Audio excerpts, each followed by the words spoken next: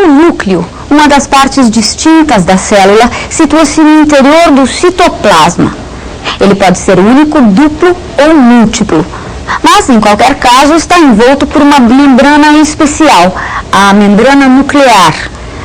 É a partir do núcleo que todas as células se reproduzem, conservando as células filhas as mesmas características morfológicas e fisiológicas da célula-mãe. Essa reprodução acontece por meio de dois mecanismos básicos, a meiose e a mitose. Vamos hoje aqui ver uma parte importante também da matéria, que é o núcleo celular. Ele vai ser o governo da célula. Ele vai ser aquilo que comanda essa célula, todas as funções que essa célula tem. E além disso, nós temos também, de importante, que o núcleo vai fazer a transmissão dos caracteres hereditários. As características de um indivíduo são marcadas por algumas estruturas chamadas cromossomos, que está dentro do núcleo, que no núcleo interfásico está em forma de um material filamentoso chamado cromatina. Logo, nós temos como as funções principais do núcleo, nós temos o comando celular e a transmissão dos caracteres hereditários. Nós devemos guardar isso bem. Escrevam aí então, guardadinho, quais as funções principais do núcleo. É o comando celular e a transmissão dos caracteres hereditários. Dentro do núcleo estão as estruturas que denominamos cromossomos, e os cromossomos possuem os genes que dão as características gerais do indivíduo. Quais são as partes do núcleo? Como é formado o núcleo? O núcleo, ele vai ser formado por uma membrana que nós chamamos de carioteca, cariomembrana ou membrana nuclear. Cário quer dizer núcleo, teca quer dizer membrana, cariomembrana, carioteca ou membrana nuclear. Nós temos um líquido dentro do núcleo que nós vamos chamar de cariolinfa ou carioplasma, de uma composição química muito semelhante à do citoplasma. A composição química vai ser de água, proteína e sais minerais.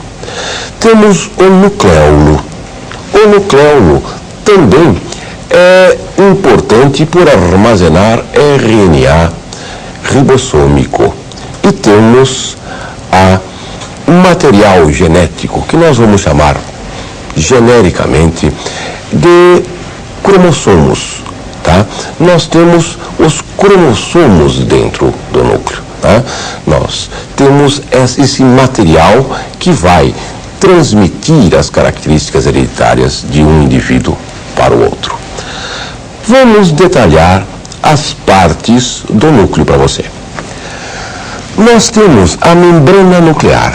Vejam, a carioteca ou membrana nuclear. É uma membrana, vejam, dupla. Tem duas faces, uma face interna e uma face externa. E ela é porosa, tem muitos poros, permitindo a passagem de substâncias do núcleo para o exterior do núcleo, que é o citoplasma. Fizemos questão de mostrar a sequência que existe entre a membrana nuclear e o retículo endoplasmático. Vejam que o retículo endoplasmático é rico em ribossomos e nós vamos ter também ribossomos colados à membrana da célula. Então, existe uma continuidade entre a membrana do núcleo e o retículo endoplasmático. Vejam, aqui em detalhe, nós deixamos o retículo endoplasmático liso, sem o ribossomo. Temos uma série de canais e também túbulos do retículo endoplasmático. Quando está junto com os ribossomos, chamamos retículo endoplasmático rugoso ou ergastoplasma. Vejam, importante, a membrana do núcleo também possui ribossomos. Isso deve-se a uma teoria de que uma célula, ela foi se formando, uma célula que nós chamamos de célula eucariótica, aquelas células que possuem o núcleo formado, possuem uma separação entre o citoplasma e o núcleo. Ela foi se formando devido a dobras de sua membrana. Então, as dobras da membrana formaram o retículo endoplasmático e também a membrana do núcleo. Por isso, a continuidade entre retículo endoplasmático e membrana do núcleo carioteca. Dentro do núcleo vamos encontrar o nucleolo. Nós vamos encontrar a cariolinfa. Nós vamos encontrar os cromossomos em forma de cromatina, que é um material cromossômico que não encontra-se individualizado. Ele encontra-se jogado pelo carioplasma em forma de material filamentoso. Vamos ver outras partes do núcleo. Vejam, aqui eu tenho uma célula completa com o próprio núcleo. Essa parte mais clara é o nucleolo. E existem pequenos filamentos que nós chamamos de cromatina, que irá dar a função da célula e vai fazer características hereditárias passando de um indivíduo para o seu descendente. Vejam, nós temos os centríolos, que nós vamos também chamar de centrosomo. Podemos chamar o centríolo também de centrosomo. Importante, então, né?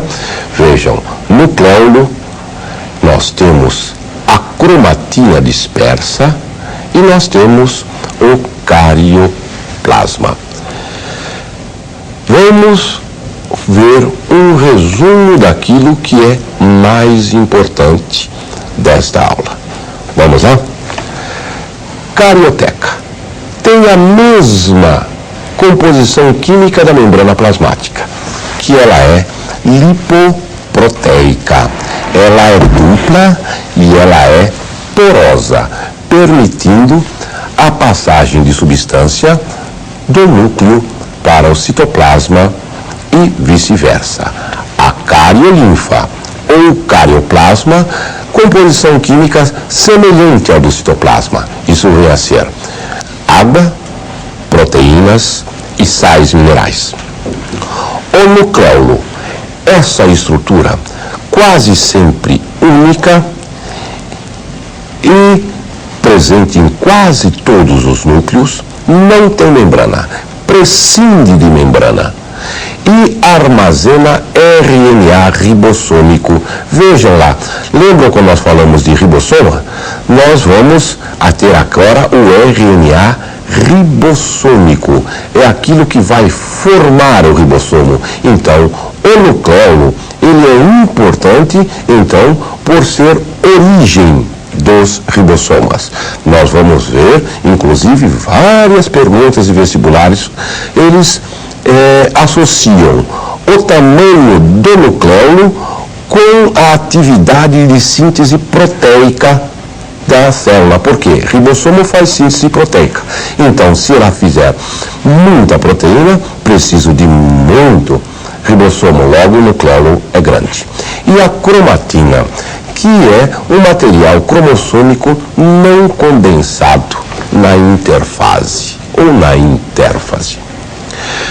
Vejam, nós podemos ver uma visão agora tridimensional da célula.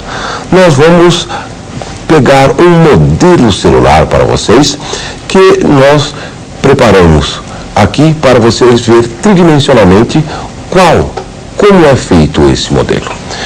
Vamos lá ver, gente.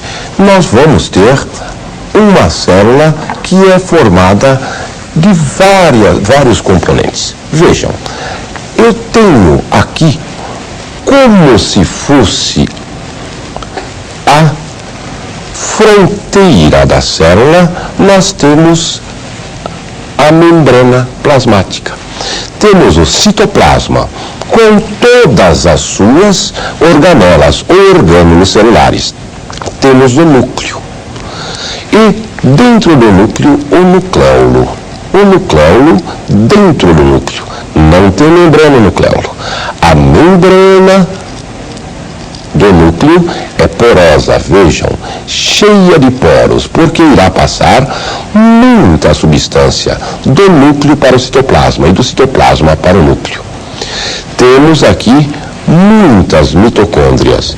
Esta célula é o modelo de uma célula glandular, da maior glândula do corpo humano, que é o fígado. É o modelo de uma célula hepática. Por isso ela vai produzir muita proteína. Logo ela precisa de muita energia também. Por isso nós vemos muitas mitocôndrias nessa célula. Nós temos aqui os lisossomos. Vejam, parece uma pequena salsichazinha a mitocôndria quando fechada.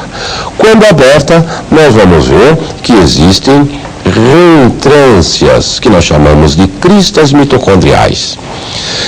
Temos complexo de Golgi, que vai fazer o armazenamento e secreção das substâncias, que aqui vai ser a bile nesta célula.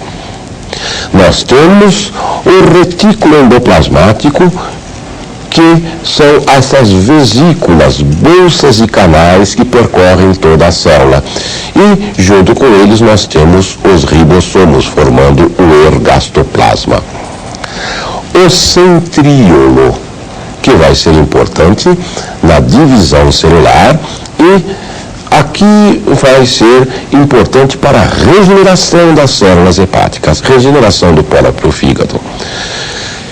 E nós temos aqui muitos grânulos que são de armazenamento dessa célula. Essa célula armazena glicogênio, que é muito importante. Vejam, então nós temos aqui uma visão geral da célula tridimensionalmente. O que é importante, então, lembrarmos desta aula? Nós devemos lembrar que o núcleo faz o comando celular e a transmissão dos caracteres hereditários através dos cromossomos, que ficam em forma de cromatina em uma célula que não está em divisão celular. Devemos lembrar também que a membrana do núcleo ela é dupla e ela é porosa.